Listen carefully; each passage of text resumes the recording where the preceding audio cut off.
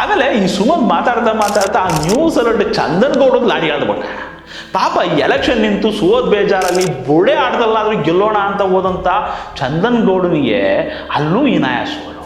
ಜೊತೆಗೆ ಈ ಹುಡುಗ ಸುಮಂತ್ ಬೇರೆ ಚಡ್ಡಿ ಎಳೆಯೋ ಕೆಲಸ ಮಾಡ್ಬಿಟ್ಟ. ಇವಾಗ ಎಲ್ಲ ಬೆತ್ತಲೆ. ಇವಾಗ ಕೇರಳದಲ್ಲಿ ಬುಡೆ ಕಥೆನ ಬಣ್ಣ ಕಟ್ಟಿ ಪ್ರಚಾರ ಮಾಡಿದ ಮನಾಫನ್ನು ಯೂಟ್ಯೂಬ್ಗೂ ಕೂಡ SIT ನೋಟಿಸ್ ಕೊಟ್ಬಿಟ್ಟಿದೆಯಂತೆ. ಈ ಮನಾಫ್ ಯಾರಪ್ಪ ಅಂತಂದ್ರೆ ಹೋದ ವರ್ಷ ಅಂಕೋಲಾದ ಹತ್ರ ಶಿರೂರ್ನಲ್ಲಿ ಭೂಕುಸಿತ ಆದಾಗ ಒಂದು ಲಾರಿ ಮೇಲೆ ಮಣ್ಣು ಬಿದ್ದು ಅರ್ಜುನ ಅನ್ನೋ ಲಾರಿ ಡ್ರೈವರ್ ಸತ್ತೋಗಿದ್ರು. ನೆನ್ಪಿರ್ಬೇಕು ನಿಮಗೆ. ಆ ಲಾರಿ ಓನರೇ ಈ ಮನಾಫ್. ಅವಾಗ ಡ್ರೈವರ್ ಅರ್ಜುನ್ ಹೆಸರಲ್ಲಿ ದೇಣಿಗೆ ಎತ್ತಿ ಅವ್ರ ಮನೆಯವ್ರಿಗೂ ಕೊಡದೆ ಮುಂಡಾ ಮೋಚಿ ಹೊಟ್ಟೆ ತುಂಬಿಸ್ಕೊಂಡ ಕದಿ ಮನೆ ಈ ಮನಾಫ್.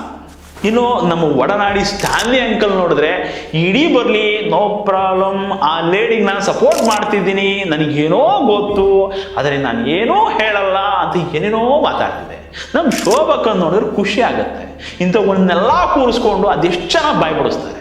ಆಮೇಲೆ ಈ ಸೌಜನ್ಯ ನ್ಯಾಯ ಕೊಡಿಸ್ತೀನಿ ಅಂತ ಹೇಳ್ಕೊಂಡು ಸಂತೋಷ್ ರಾವ್ ಪರ ನಿಂತಿರೋ ಹೋರಾಟಗಾರರು, ಅವ್ರ ಬಾಲ ಹಿಡ್ಕೊಂಡು ಓಡಾಡೋ ಹಿಂಬಾಲಕರು, ಇವರನ್ನೆಲ್ಲ ಮೆಚ್ಕೊಂಡು ನಮಗೆಲ್ಲ ಕೆಟ್ಟ ಕಮೆಂಟ್ ಮಾಡೋ ಬಾಲಂಗೋಚಿಗಳು ಇವಾಗ ಮತ್ತೆ ಅದೇ ಹಳೆ ಕ್ಯಾಸೆಟ್ ಆಗೋದಕ್ಕೆ ಶುರು ಮಾಡಿದ್ದಾರೆ.